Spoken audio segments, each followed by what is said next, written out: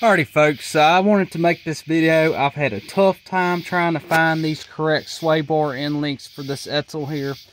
And I finally found the correct ones, and the part number is the same for the passenger side, which is what we're working on now, as well as the driver's side over there. They will interchange. It's the same thing. It is K5255. That is the part number for the sway bar end link kit here.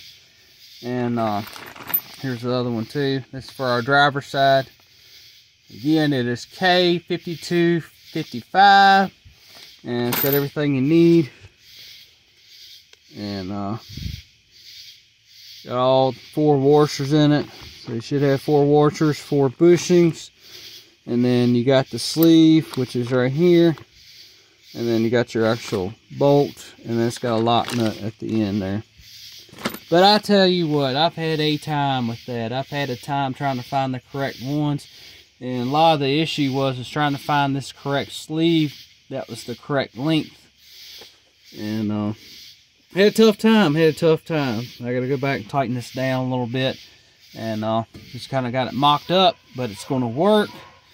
And I'm tickled to death about that. So now we can finally move on to these bushings right here for our actual sway bar.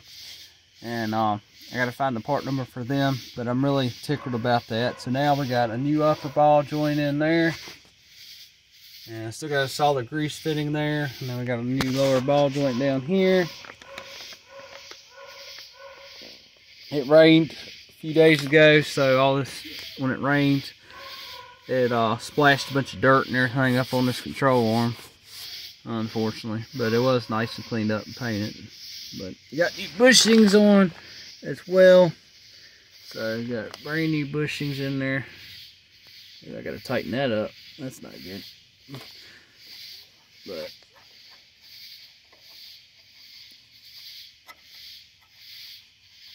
But we got new bushings in it, new inner and outer tie rods.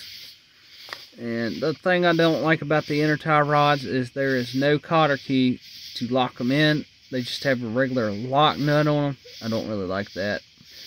But it's just regular nylon lock nut. I hope that's the correct term for it.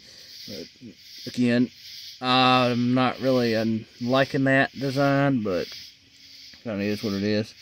But we're running the 64 Galaxy, 63, 64 manual steering Galaxy drag length there. As you see in the center of the screen right there.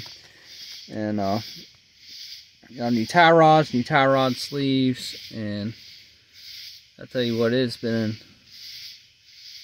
a complete nightmare trying to find everything. And it's kind of the same nightmare with the brakes on this car, because the brakes that were on this car too, I had a time with these.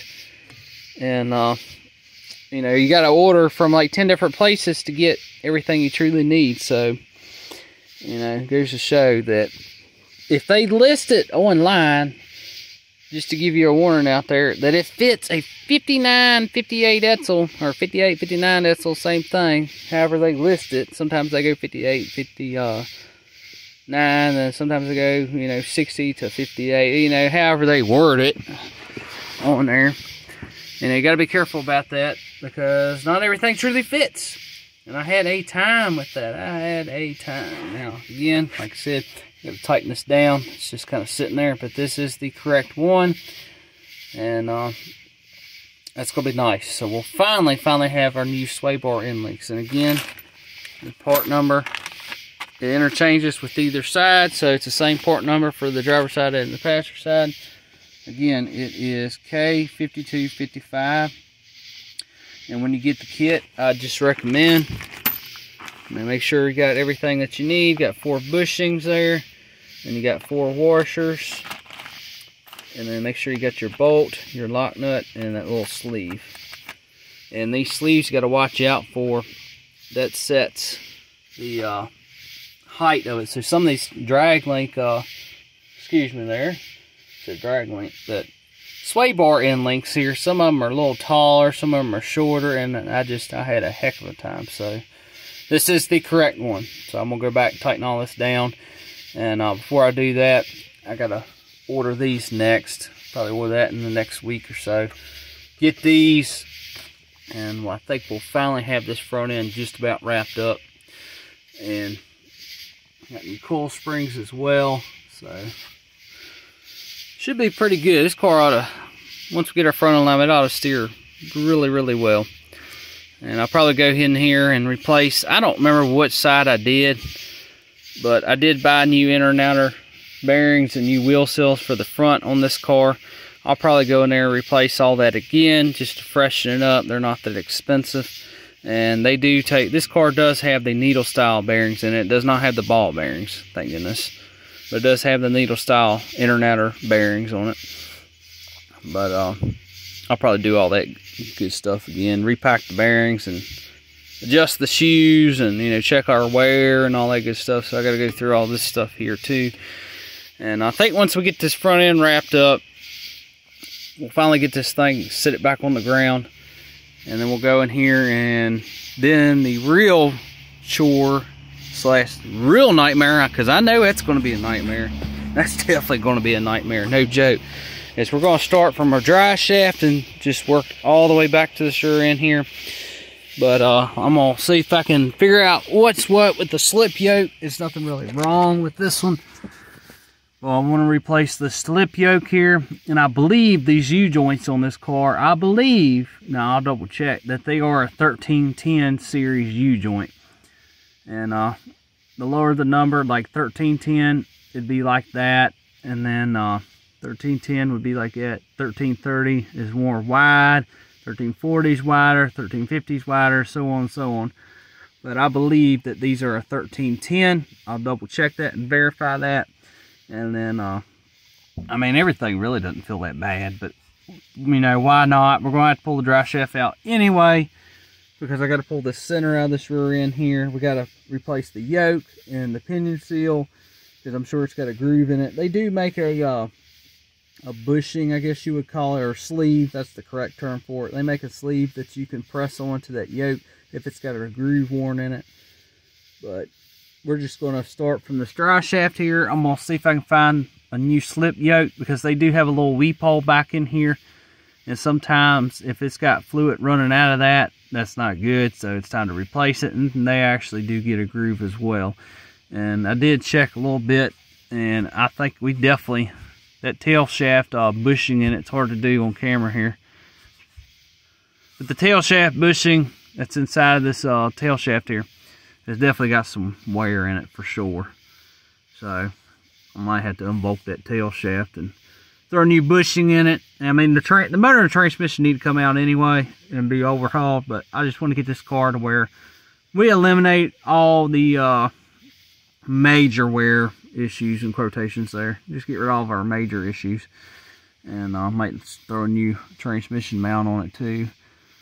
But I do plan on doing a frame off restoration on this car one day in the future, but I just want to make the car safe and replace all the wear items and just be done with it and enjoy the car. But I think we'll probably end up putting a new bushing in this tail shaft here, and our seal is obviously going to have to replace. It's leaking. And then I want to get a new slip yoke, new U-joints, and then we'll come back and come down here and we'll replace our U-joint here, obviously, of course, and then our yoke I'd like to replace because it is leaking like crazy. It's probably got a groove in it, and our pinion seal as well, because I'm sure it's, as soon as I go to pull it out, it's probably going to deteriorate into pieces. I'm sure the rubber is hard as a rock. So anyway, but that's what we got there. And then we also got our axle seal is leaking too, so that's going to be a complete nightmare, is trying to find the correct axle bearings, because they're all various different sizes, and trying to find the correct orientation with the correct bearing and the correct seal. It's just, yeah, it's a nightmare. It's a real nightmare. It's got new shocks on it, well, newer. Probably end up replacing all them too, but these leaf springs are going to be really interesting to replace. They're going to have to be replaced, but I mean, they're not broken or anything, but they're wore out. I can just tell how the car rides. But that's where we're at. So thank God we're finally getting this front end wrapped up. Thank goodness. Because I'm getting tired of messing with it. And I apologize for the camera work. But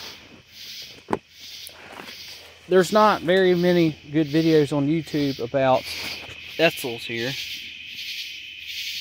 And I'm trying to take all the mystery and everything else out of these cars because they're not really that complicated. They're not. They're not that complicated to work on. They're not at all. It's just a lot of issues that I've run into this car is they do make most of the parts, like anything engine-wise, transmission-wise, rear end, you know, brake-wise, they pretty much reproduce all that. It's just trying to get everything matched, in quotations there, to your application. That's a lot of issues I've run into. Like I said, this sway bar inlet, for example, they make different heights. They make different sleeves that are different lengths, and it just, the bushings are the exact same. The washers are the exact same. It's just a longer or shorter bolt and a different sleeve. That's all it is. So really, in reality, you could probably just go in there and measure your original sway bar end links and just buy just a regular off-the-shelf sway bar bushing kit, just like I got here. And, you know, you could probably just take a cut-off wheel, just measure your original one, and measure a new sleeve, and just buy a longer sway bar end link, and you just cut it down to whatever size your original was and just match it up that way. Oh, I apologize. That's terrible camera work. But you could do it like that. You just got to make sure the sway bar end link is longer. That way you got enough material there where you can cut it down and, you know, make the correct length from here to here. Your inner diameter right there. Your ID. Hopefully that makes sense. But yeah, it's been a lot of issues. But I figure I'd make this video. But that is the part number. Now, I hope this really helps. I hope it gets rid of a lot of the mystery and takes out all the mystery and headaches. And so if you got a 59 Edsel, you know, you're not pulling your hair out and scratching your head like, what in the world? Trying to figure out the right sway bar end links. But yeah, this is the first one I bought, and it's not the correct one at all. And it's kind of pure junk in my opinion. It will work, but it's junk. But yeah, I had to reuse the original sleeve. I had to reuse it. But these bushings are pretty much junk in my opinion. I had to use everything, all the original parts except for the bushings. I just don't like that. That's unacceptable. So I want to replace all that. We got rust issues. I mean, the sleeve, everything is structurally sound. I mean, you could sandblast all that. That sleeve and the original bolt and, you know, the washers, all that good stuff. Nothing's, you know, everything's structurally sound, but, you know, we could do better and take something from this to the next level. It's much better, don't it? I think so. Is it perfect? No. But thank goodness, hopefully that takes the mystery out of the famous Edsel. Thank you for watching. Don't forget to like, comment, and subscribe.